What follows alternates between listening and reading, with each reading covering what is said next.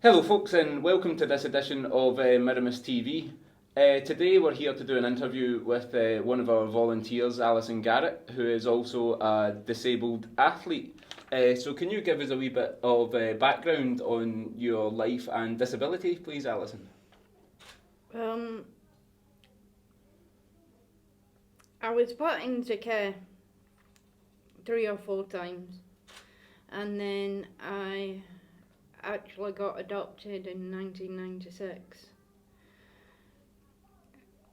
And during my school years, basically, when I moved to Scotland, a teacher thought that something was wrong with me when I was learning, and they went through all these tests, and they found out that I've got dyspraxia.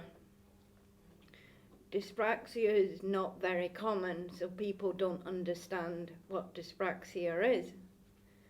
So I'll just give you a wee explanation.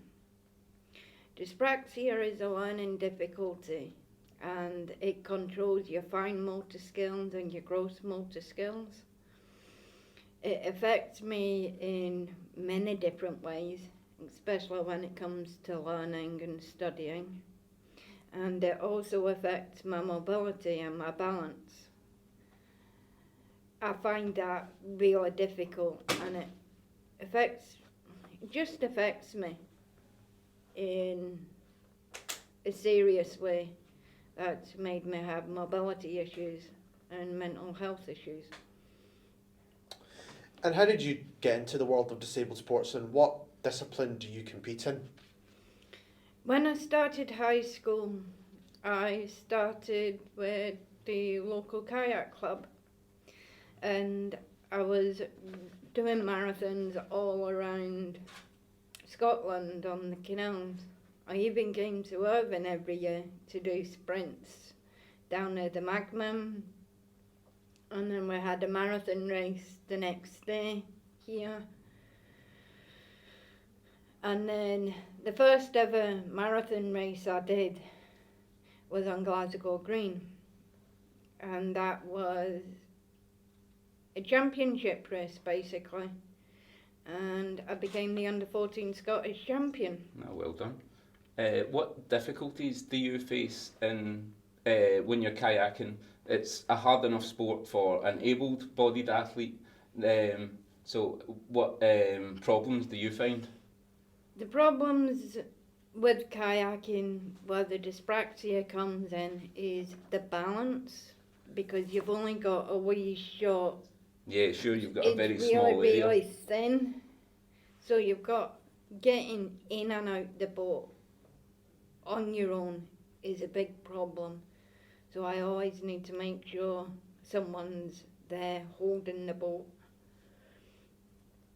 and making sure before I set off anywhere, I need to make sure I'm actually steady, because if I'm not steady, the worst thing is to capsize. Yeah. As I say, I did it, God, when I was a teenager, we did it over on the Isle of Arran, and that was one of the things that they do, is they've got to teach you how to do the Eskimo roll, and when you get turned upside down, it's rather disorientating, isn't it? I've never learned that. That's when you're doing the whitewater rafting, you need to learn to do the Eskimo roll. Right. The balance for me to get up from under the water is the problem. That's why I've never learned it. Right.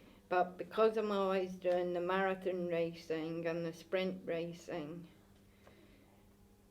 you've got a special boat really that actually has a rudder on it to actually steer it left and right, and that makes it easier. But I've got a wee technique for you all. When you're actually racing, the best way to do it is alternate your knees with, like, if you've got your left paddle in the water, lift your right leg, and then do it with the other leg. But always keep your arms straight and twist at the waist. And that you actually go a lot faster.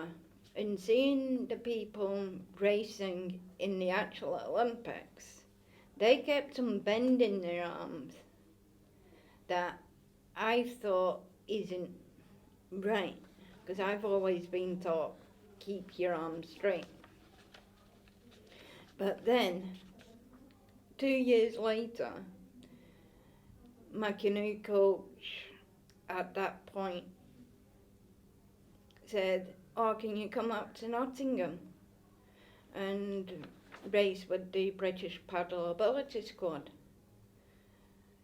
So I went there about 4 times a year for a whole weekend. And the good thing is, I actually left school early on the Friday. That's what everyone likes, isn't it? Yeah, definitely. Well, I'm sorry, I kind of cut across you a wee bit earlier. What other sports is it that you compete in as well? I know that you do more than just the kayaking. I do walking netball, table tennis. I did quite a lot of sports when I was a kid. Yeah, and going back onto the walking netball, can you tell us a little bit more about the walking netball? What's it like? Walking netball is for people with health conditions who are able to walk. But instead of actually running, you're just walking, and you can't do everything that you would normally do when you're playing netball. So the rules are a lot different. But walking netball helps me a lot when it comes to my balance, because you need to find different ways to keep yourself upright, basically. And a couple of years, last year, before we actually went into the lockdown, the Walking Netball Club, Porto Pearls, here, went to our first competition in Camron, and we played 6 games. We won our first 2 games. I was only expecting to play 3 games, but we had people who turned up who were ill. I was struggling myself, but they asked me to play all 6 games. And I managed it, even though I was struggling with the pain levels. But at the end of that competition, someone from Netball Scotland came up to me and spoke to me and basically said, "How do you manage to play football with all your health problems and suffering with pain on a constant basis?"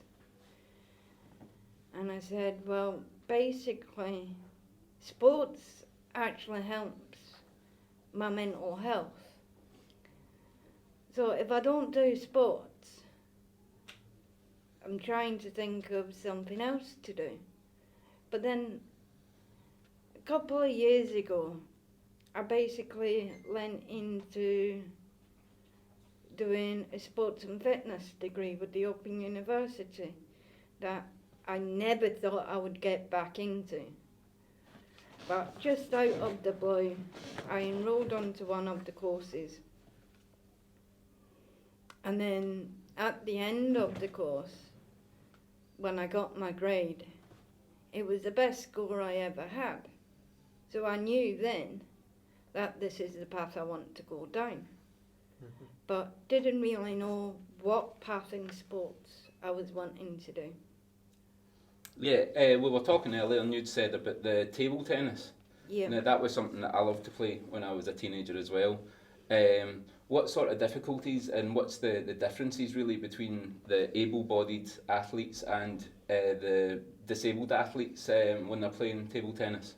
Well, able-bodied athletes can move around a lot around the table.